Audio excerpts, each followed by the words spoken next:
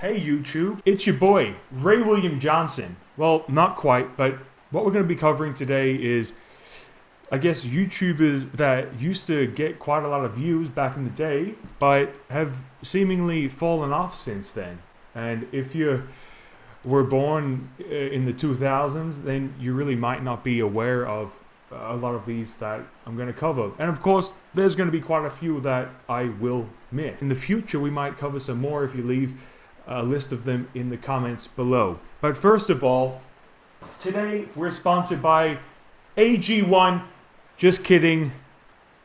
Not yet. Maybe one day. Maybe GamerSupps. Twinkies. Not really. Don't sue me. I'm not sponsored by Hostess Twinkies. I wanted to try them. I haven't tried a Twinkie before, and I think it would be a nice thing. I wanted to include it in some way, and this is going to be it. This is my excuse to eat junk food if I make a video out of it, I guess. I should be on a diet right now, but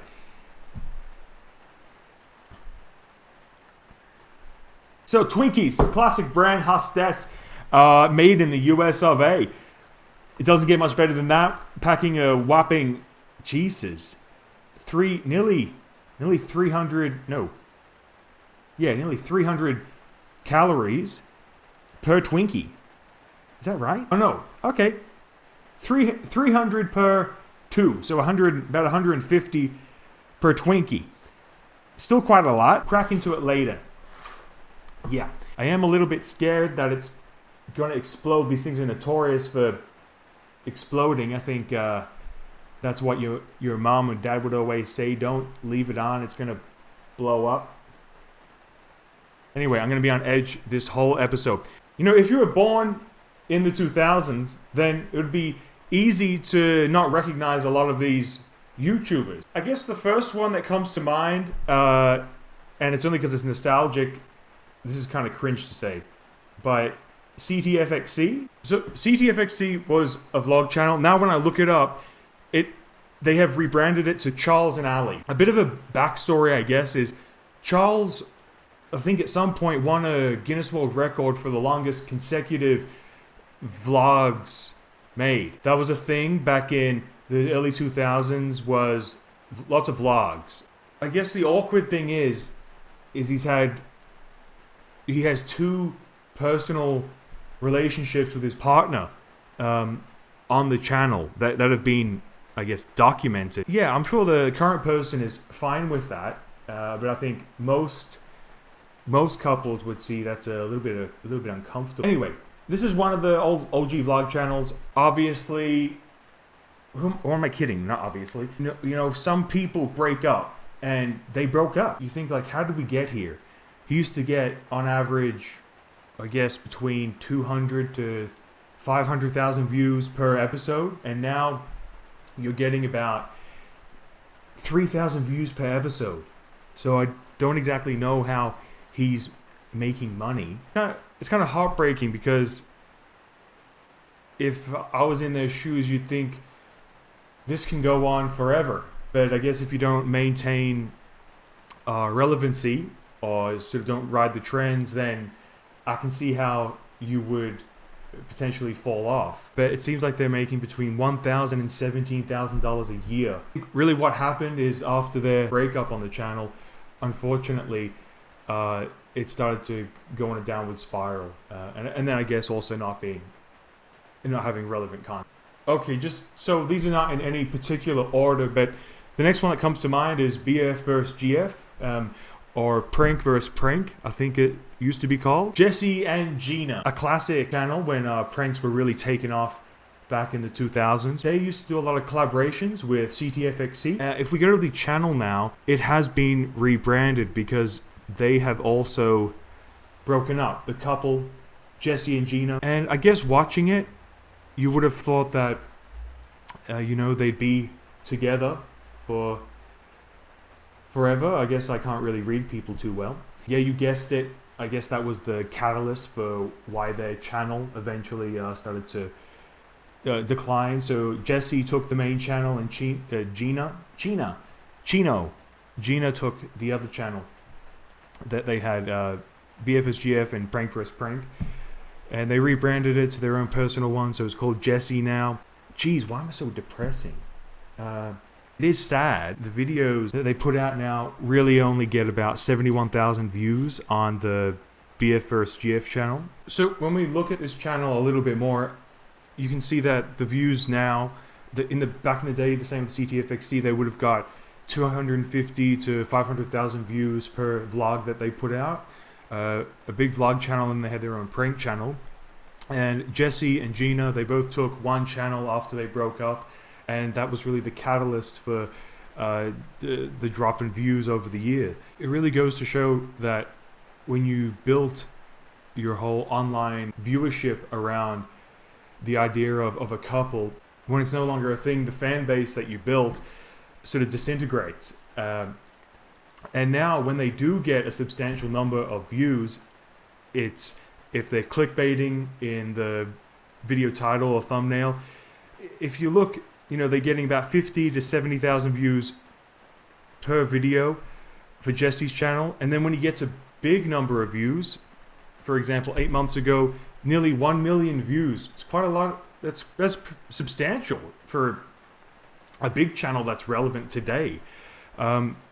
900,000 views, and it's when they met up again that it's hard to revive a channel like this, and people probably click in the hopes of seeing that there's some drama or they're getting back together, and then videos after that, they just kind of drop off. BFSGF, Prank vs. Prank, that was $2.7 to $43,000 a year. It's livable more livable if you own your house. They probably do. They probably bought multiple properties back in the day and set themselves up for life. Okay, next up we have here in my garage, a Lamborghini. Tai Lopez. You might see some shots of him going around the internet. I think he does lectures, but his rise to fame was of a self-proclaimed self-help guru. And we still have a lot of that going around at the moment. But Tai Lopez blew up overnight after that viral clip of him in his garage, just, knowledge, Lamborghinis, Tortellini. And initially when he took off, a lot of people were quick to jump on and speak out. Some people that knew him would say that he invested a substantial amount of money into Google Ads just to promote that one video of the here in my garage with the Lamborghini.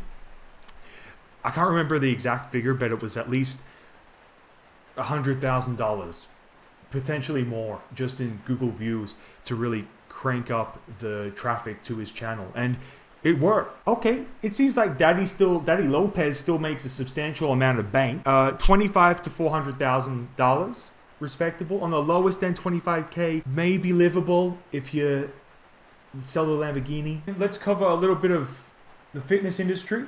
We have Louis Marco. So Louis Marco is an OG YouTube fitness commentator, really. He notorious for his crazy biceps and jacked and juicy physique, diced to the socks, we might say. Back in the day, would have been floating around YouTube, videos getting 6 million, 11 million, 5 million, and yeah, these days, 4,000, 3,000. I think he still makes a perfect living just of training people, personal trainer. If you go to his IG, you can see that he's still quite active. He's still putting out videos. Oh gosh, the estimated yearly earnings, $149 to $24,000. No, sorry, $149 to $2,500, which, yeah, really you can't be doing too much with that. Oh god, oh my god, I'm probably not gonna play the audio for that because Fred still might be lurking and trying to make a quick buck off copywriting my video. Who am I kidding? This video is gonna get like 8 views. So anyway, whoa, Fred, okay, not officially on the list, Fred still makes a substantial amount. Fred still gets quite a few views, more than I would have anticipated. Yeah, 500,000 views, 200. Something, but it looks more educational now. Yeah, if you were born in the 2000s, you probably had no idea who Fred was, and God bless you, you're better off. But it was just he'd have this high-pitched voice, and yeah, it went viral back in the day. Another one on the same mental wavelength of Freddyism is The Annoying Orange. Now, The Annoying Orange is exactly how it sounds, and they are still pumping out videos like it's the early 2000s and they're making bank. But you know, they used to get back in the day millions of views, and now it's, yeah, you guessed it, 50,000, 88,000. Let's go and check out the cash flow. Okay, disregard that. For some reason, I cannot find how much money The Annoying Orange makes on Social Blade. An absolute view fest back in the day, Epic Mealtime. And it's crazy to think that they fell off the way they did. I think there was some sort of breakdown within the group, but Epic Mealtime, I guess the premise for their YouTube channel was to create just a monstrosity of food, lots of bacon, and just making huge pizzas, huge anything you can think of. And they would have got, you know, millions of views back in 14, 19 million views, maximum mac and cheese Epic Mealtime, fast food lasagna, and this stuff was flying off the ranks back when they released their videos. And the content, the main lead, Harley, since then has gone to compete in a YouTuber boxing event, won. But now the channel is just getting 6,000-7,000 views per video, looking at about $600 to $10,000 per year for ad revenue from Social Blade. Don't know how accurate that is, but on the topic of junk food, let's crack into a juicy Hostess Twinkies multi-pack, 385 gram. Ingredients. Number one, we've got sugar, water, flour, high fructose corn syrup, animal fat. Oh God, just reading this is kind of scary. There's so much going on. Alright, well, ooh, you know, I wonder when Twinkies were invented. The first thing that comes to mind when someone says Twinkie is going to be Zombieland, and I've always wanted to try one. So feels quite dense. There's lots of oil on the pack. Woo! First thoughts, buttery. Very buttery. Dense. Quite a dense thing. The cream is actually quite good compared to what, you know, that fake cream. I was thinking it would be like that, but it's quite nice. Okay, moving back on, we've got Boogie 2988 coming back. Boogie 2988 coming at you live. This one's been a sad downfall, parody meme stuff back in the day. I don't want to get into it too much, but yeah, big channel. And if you just search on YouTube, you can probably find a little bit of controversy. Social Blade is saying he's making about $4,000 to $70,000 a year, and which is, if it's in the middle there, if it's not at 5,000, then he's probably making quite a bit. I don't think he's doing any brand deals, so it seems like he's got a Patreon or something like that going on at the moment. Okay, so the next one that comes to mind is TV Filthy Frank. So if you're not aware, he is the alter ego of Joji. This is how the music artist started out, and he makes banger music, big fan, and if it wasn't on the downcline, he just completely abandoned it for, I believe, medical reasons. Still quite a lot, and I guess it's just people are still tuning in, watching his old content. It's got about $6,000 to $95,000 a year in ad revenue, allegedly, from Social Blade. And his latest video, 6 years ago, has 16 million views. Not a channel necessarily at all really related to a lot that we've covered, but it's just been abandoned for 6 years. And then while we're on this topic, abandoned YouTube, we should make a separate video for this. I promise this is the last abandoned channel that I'll cover on this video. But Max Mofo, he was an OG Australian YouTuber back in the day, and probably the most iconic content that really set foot for what is possible on YouTube, and really laid the foundation for, I would say, a lot of modern content and what came after, which was iDubbbz. I believe Max Mofo really was a driving force in getting iDubbbz known. Max Mofo, he did carry on for a little bit with the Pokemon channel, but if we look at, let's check out the revenue. It's about $700 to $11,000 annually. He's moved on to bigger things, which is hosting the very successful Cold Ones. And I'm sure I say this at the bottom of my heart, that come back, Max. Probably a lot of the content that he'd make these days would not survive YouTube. Might get taken down for being offensive, but he could supplement that with sponsors or something.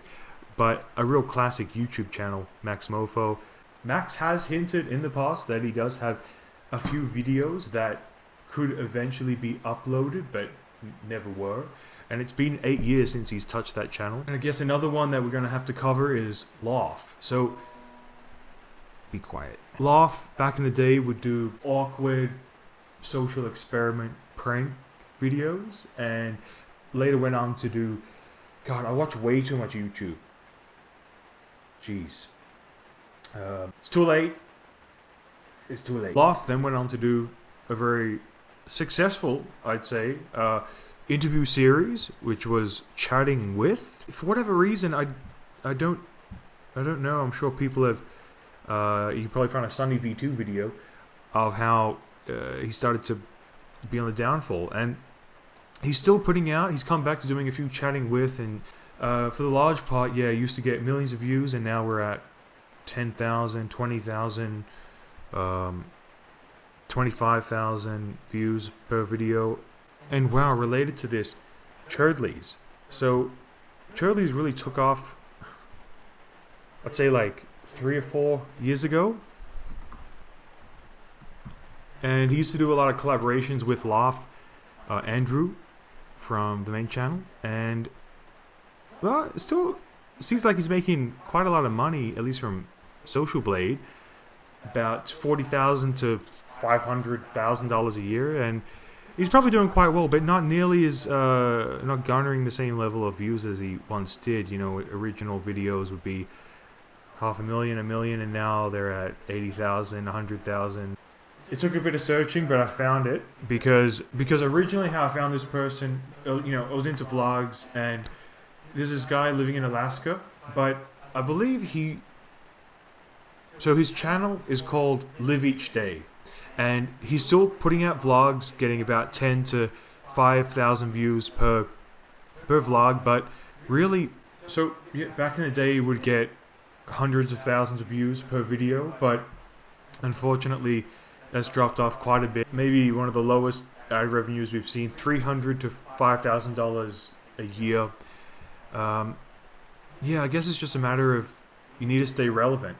And probably on that note, Churdley's channel would be doing quite well in the YouTube short format, I believe. Now, look, I'm sure there's many others that I could have covered, but so that's really all I could think of at the moment. And there's probably another few hundred channels that you can think of. So let me know in the comments some other channels that we could cover. And yeah, I'll see you in the next video. And a Gucci on a roll, he rather be back honorable. Oh.